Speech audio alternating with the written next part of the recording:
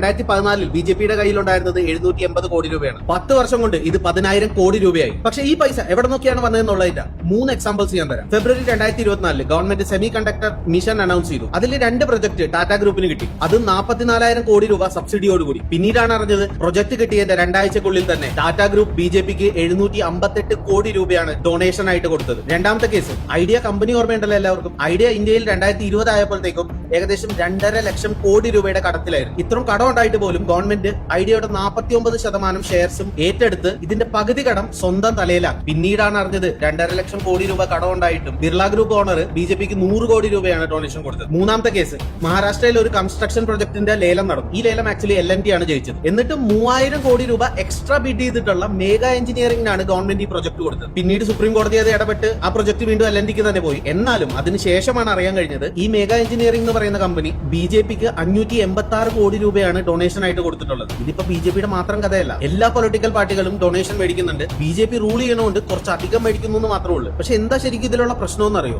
അതിനൊരു എക്സാമ്പിൾ ഞാൻ പറഞ്ഞുതരാം. 2019 സൈഡസ് കാഡില എന്ന് പറഞ്ഞിട്ടുള്ള ഒരു ഫാർമ കമ്പനി ബിജെപിക്ക് ഏകദേശം 29 കോടി രൂപ ഇലക്ടോറൽ ബോണ്ട് വഴിയും ഇലക്ടോറൽ ട്രസ്റ്റ് വഴിയും ഡൊണേറ്റ് ചെയ്തിട്ടുണ്ടായിരുന്നു. കോവിഡ് വന്ന സമയത്ത് ഈ പറയുന്ന സൈഡസ് കാഡിലക്കാണ് ഗുജറാത്ത്, മഹാരാഷ്ട്ര, UPയിലൊക്കെ വാക്സിനേഷൻ സപ്ലൈ ചെയ്യാനായിട്ടുള്ള കോൺട്രാക്ട് കിട്ടിയത്. പക്ഷെ ആ പബ്ലിക് ആയിട്ടുള്ള ന്യൂസ് നിങ്ങൾക്ക് ഇന്നും സെർച്ച് ചെയ്ത് നോക്കാം. അന്ന് ആ ഒരു വാക്സിനേഷൻ എടുത്തതിന് ശേഷം പല ഹോസ്പിറ്റലുകളിലും പല കാഷ്വാലിറ്റീസും ആയതിനു ശേഷമാണ് കമ്പനി ഈ വാക്സിനേഷൻ എല്ലാം തിരിച്ചെടുത്തത്. അപ്പൊ ഈ ഡൊണേഷൻ മേടിച്ചിട്ട് കോൺട്രാക്ട് കൊടുക്കുമ്പോൾ നമ്മളെ പോലെയുള്ള ആൾക്കാരുടെ ജീവനൊക്കെ വെച്ചിട്ടാണ് കളിക്കുന്നത്. ഇതിൽ കോൺഗ്രസും ബാക്കിയുള്ള പാർട്ടികളും പുറയിലല്ല. ഇതേ സെയിം സൈഡസ് കാഡില കമ്പനിയുടെ കയ്യിൽ നിന്ന് കോൺഗ്രസ് 8 കോടി രൂപയായിരുന്നു ആ സമയത്ത് ഇലക്ടോറൽ ബോണ്ട് വഴി ഡൊണേഷൻ മേടിച്ചിരുന്നത്.